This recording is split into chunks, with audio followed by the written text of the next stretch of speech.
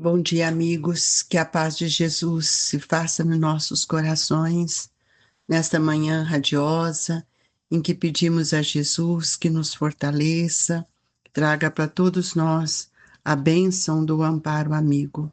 Hoje nós vamos ler a parábola da figueira que secou. Quando saíam de Betânia, ele teve fome, e vendo ao longe uma figueira, para ela encaminhou-se, a ver se acharia alguma coisa. Tendo-se, porém, aproximado, só achou folhas, visto não ser tempo de figos. Então disse Jesus à figueira: Que ninguém coma de ti fruto algum. O que seus discípulos ouviram. No dia seguinte, ao passarem pela figueira, viram que secara até a raiz. Pedro, lembrando-se do que dissera Jesus, disse: Mestre, olha como secou a figueira que tu amaldiçoastes. Jesus, tomando a palavra, lhe disse: Tende fé em Deus. Digo-vos em verdade que aquele que disser que essa montanha tira-te daí e lança-te ao mar, mas sem excitar no seu coração, crente ao contrário firmemente, de que tudo o que houver dito acontecerá, verá que com efeito acontece. São Marcos, capítulo 11, versículo 12 a 14, 20 a 23. A figueira que secou é o símbolo dos que apenas aparentam a propensão para o bem, mas que na realidade nada tem de bom produzem, dos oradores que mais brilho têm do que solidez, cujas palavras trazem superficial verniz, de sorte que agrada aos ouvidos, sem que, entretanto, revelem, quando percrutadas, algo de substancial para os corações. É de perguntar-se que proveito tiraram delas os que as escutaram. Simbolizam também todos aqueles que, tendo meios de ser úteis, não o são. Todas as utopias, todos os sistemas ocos, todas as doutrinas carentes de base sólida. O que as mais das vezes falta é a verdadeira fé, a fé produtiva, a fé que abala as fibras do coração. A fé, numa palavra, que transporta montanhas. São árvores cobertas de folhas, porém baldas de frutos. Por isso é que Jesus as condena à esterilidade, porquanto o dia virá em que se acharão secas até a raiz, quer dizer, que todos os sistemas, todas as doutrinas, que nenhum bem para a humanidade houverem produzido, cairão reduzidas a nada, que todos os homens, deliberadamente inúteis, por não terem postos em ação os recursos que traziam consigo, serão tratados como a figueira que secou. Os médios são os intérpretes dos espíritos, suprem nestes últimos a falta de órgãos materiais pelas quais transmitam suas instruções. Daí vêm os serem dotados de faculdade para esse efeito. Nos tempos atuais de renovação social, cabe-lhes uma missão especialíssima. São árvores destinadas a fornecer alimento espiritual a seus irmãos, multiplicam-se em número para que abunde o alimento. Há os que por toda parte, em todos os países, em todas as classes da sociedade, entre os ricos e os pobres, entre os grandes e os pequenos, a fim de que em nenhum ponto faltem e a fim de ficar demonstrado aos homens que todos são chamados. Se, porém, eles desviam do objetivo providencial a preciosa faculdade que lhes é concedida, se a empregam em coisas fúteis ou prejudiciais, se as põem a serviço dos interesses mundanos, se em vez de frutos sazonados dão maus frutos, se recusam a utilizá-la em benefício dos outros, sem nenhum proveito tiram dela para si mesmo, melhorando-se, são quais a figueira estéril. Deus lhe retirará um dom que se tornou inútil neles. A semente que não sabem fazer que frutifica e consentirá que se tornem presa dos espíritos maus. Nós convidamos a todos, neste instante, a elevar o nosso pensamento até Jesus, procurando sintonizar com os amigos queridos que em seu nome nos assistem, nos amparam, e que possamos assim, Mestre querido, nos fortalecermos em espírito e verdade. Rogamos aos amigos espirituais que possam nos fortalecer e amparando todos aqueles que se encontram enfermos. Assim, Jesus, cheios de alegria em nossos corações, é que nós iniciamos então a nosso comentário, a nossa reflexão na manhã de hoje. Se conosco, Jesus, que assim seja. Queridos amigos, nós estamos diante de uma parábola da figueira que secou, que poucos compreendem essa parábola. Até mesmo os discípulos tiveram um certo cuidado e um respeito, né, em relação àquilo que Jesus estava falando, explicando. Então, nós precisamos entender que todos nós precisamos ter fé em Deus. A lição do Evangelho vai nos mostrar que essa questão que foi trazida por Jesus, ele vai nos mostrar que nós, muitas vezes, ainda não compreendemos o valor essencial de tudo aquilo que o Cristo vem nos falar. Ora, nós sabemos que ele estava passando, né, saíam de Betânia, estavam passando e viu uma figueira. E a figueira ela estava robusta em folhas. E ele então chega até ela para ver se encontrava figo. Mas a parábola, ele nos mostra uma situação bastante interessante, porque não era tempo de figo. Então, eu não posso tirar de uma coisa o que não é tempo dela, né? Eu não tiro da mangueira manga no mês de maio, porque não é tempo. Então, ele diz: que ninguém coma de ti fruto algum, o que seus discípulos ouviram. No dia seguinte, ao passarem pela figueira, viram que secara até a raiz. E aí nós vamos ver aqui que parece que Jesus amaldiçoou, como Pedro fala, mas Jesus não tinha esse sentimento. Todas as parábolas do Cristo nos remetem a nós, espíritos que estamos em evolução, porque ele não poderia dizer tudo aquilo que naquela época ele queria dizer, porque as pessoas não tinham entendimento. Esse é o maior processo pedagógico que a humanidade conhece, de traduzir e de refletir na essência da palavra de Jesus. E Pedro, então, lembra daquilo que Jesus fala, e ele fala: mestre, olha como secou a figura que tu amaldiçoaste. Mas Jesus, então, fala de outra forma: tende fé em Deus. E nós precisamos saber o que é tende fé em Deus. Se nós temos fé nas descobertas, nas observações, conjugadas até mesmo de efeitos físicos, ou que a física mostra, a astronomia, a matemática, nós podemos construir muitas coisas, porque nós estamos usando o elemento natural e que nós acreditamos nisso. Tendo fé nas ondas eletromagnéticas, que é do nosso pensamento, nós vamos ver que essas mesmas ondas eletromagnéticas, que nós somos também proprietários dela no nosso pensamento, é que formou a base da televisão de hoje. Transmite a palavra, a imagem a longas distâncias. Então, a palavra tendo fé, que Jesus fala, tende fé. Nós estamos falando de quando eu tenho fé.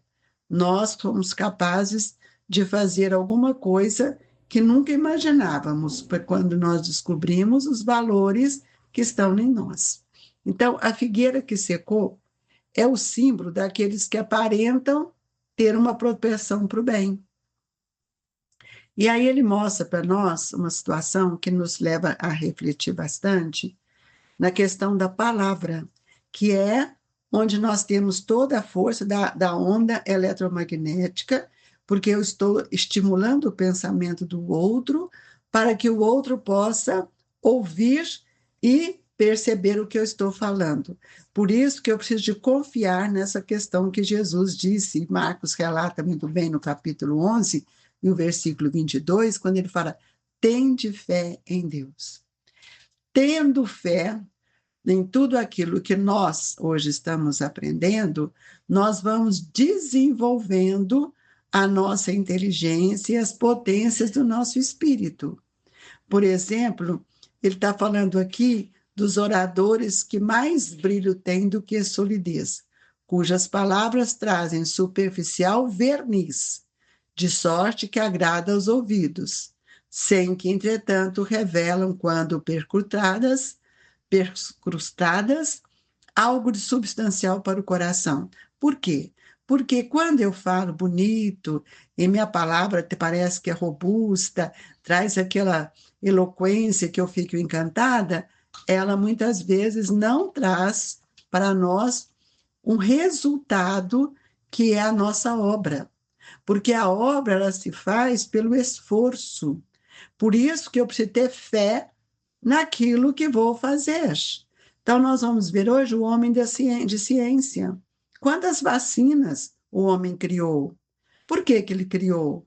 Porque ele começou a analisar os processos imunológicos e foi desenvolvido por ele mesmo que ele vai acompanhando. E ele vê que ele é capaz, e quando ele cria uma vacina, o que acontece? Diminui o problema das moléstias, especialmente as contagiosas. Então, quando eu tenho fé, eu preciso de entender que dentro de mim eu tenho confiança.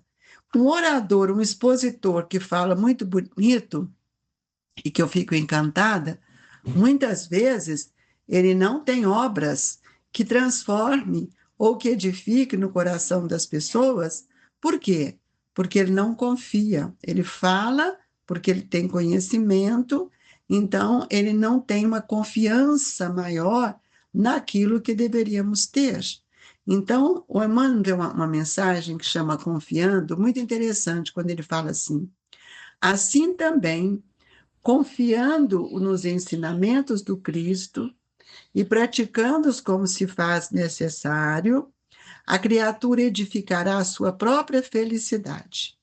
Entretanto, qual acontece ao foguete, à televisão, à vacina, à escola e ao automóvel, que tudo isso é criação do homem, que funciona segundo os princípios em que se baseiam.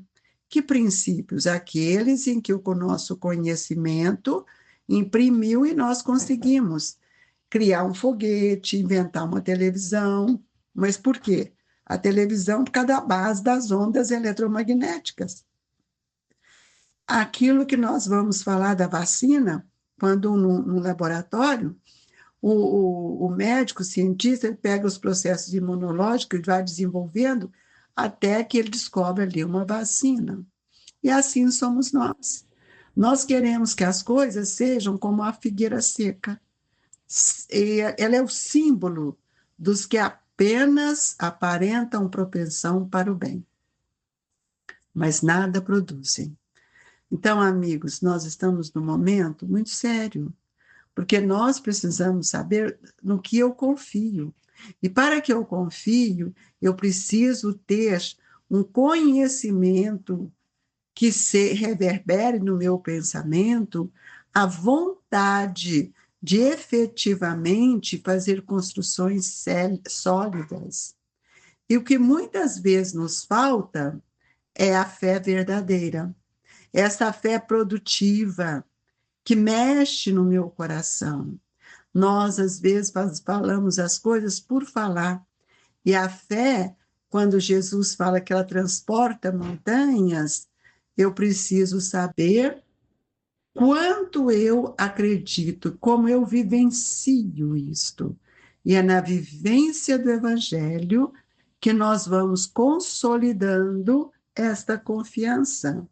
Então, todos nós somos capazes de dar frutos preciosos quando nós confiamos nas palavras de Jesus e colocamos em prática na nossa vida, no desenvolvimento do nosso espírito.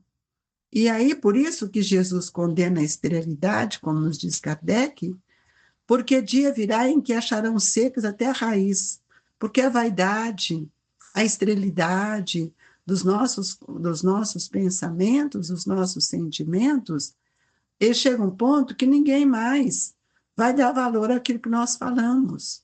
Serão tratados como a figueira que secou.